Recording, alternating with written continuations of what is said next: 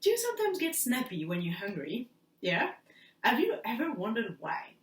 Well, your gut communicates with your brain and can influence how you think, how you feel, and how you behave.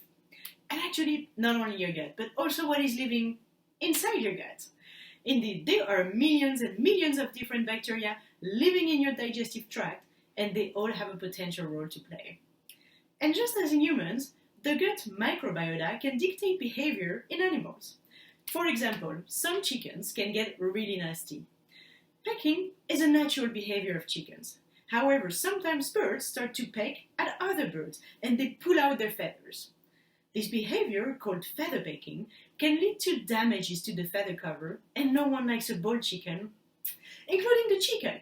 It affects their thermoregulation, communication, movement, and in the worst cases of feather pecking, it can lead to skin damage or even cannibalism.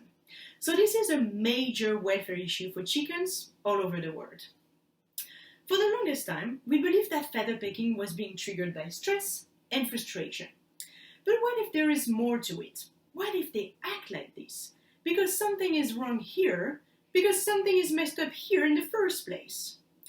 And what if I told you that chickens who feather peck a lot actually have an unbalanced gut microbiota and are lacking specific gut bacteria, called lactobacillus, that we know are beneficial and protective against stress?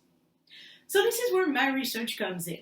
I had a look at this missing lactobacillus bacteria and chose a very specific strain, the Lactobacillus rhamnosus. This strain is known to be a probiotic. That means that it is beneficial for health when ingested in the right amount. But this strain also helps alleviate abnormal behavior in mammals. So why not try it in chickens? So I supplemented this Lactobacillus rhamnosus to each of my chickens to see if it would help prevent feather pecking behavior to happen even under stressful conditions. And the results were flawless.